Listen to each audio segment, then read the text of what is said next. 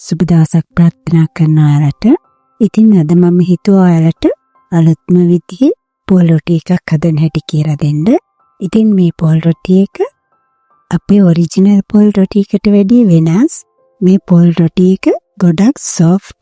අපි දැන් බලමු කොහොමද මේ පොල් රොටි එක හදාගන්නේ කියලා.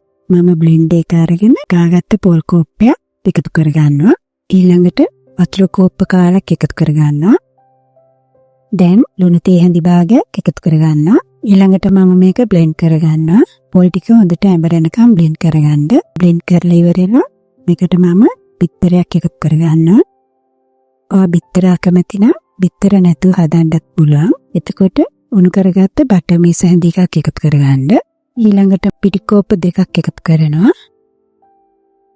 මෙතන මම වතුර කෝප්ප දෙකක් ගත්තා. ඒකෙන් මම වතුර කෝප්ප එකමාරක් එකතු කරනවා. දැන් මේ ටික බ්ලෙන්ඩ් කරනවා. බැටර් එක ටිකක් තික් වැඩි. ඒකන්ද මම ඉතුරු වතුර ටිකත් එකතු කරනවා. කෝප්ප දෙකම එකතු කරුවේ නෑ. තව චුට්ටක් එකතු වුණා. මොකද එක එක පිටි වලට වතුර අල්ලන ප්‍රමාණය වෙනස්. මේ තියෙන බැටර් එකේ thickness එක මේ වගේ තමයි තියෙන්න ඕන.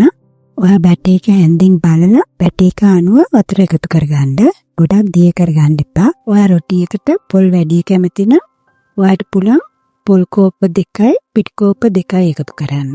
දැන් මේක වහලා මම විනාඩි 5ක් පැත්තකින් තියනවා.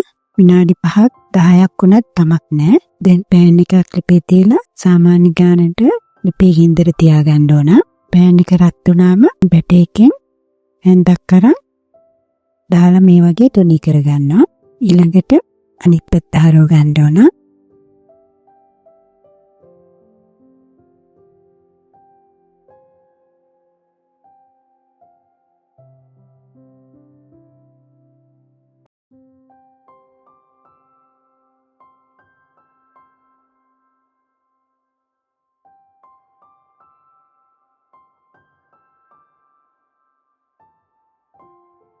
ඔයා මගේ වීඩියෝ එකට කැමති නම් ලයික් කරන්න, කමෙන්ට් කරන්න, සබ්ස්ක්‍රයිබ් කරන්න.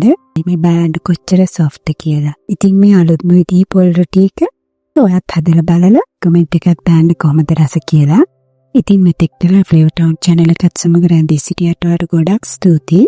නැවතත් අලුත් වීඩියෝ එකකින් හමු වෙනතුරු වාසනාවන්ත නිරෝගීමත් දවසක් ප්‍රාර්ථනා කරනවා.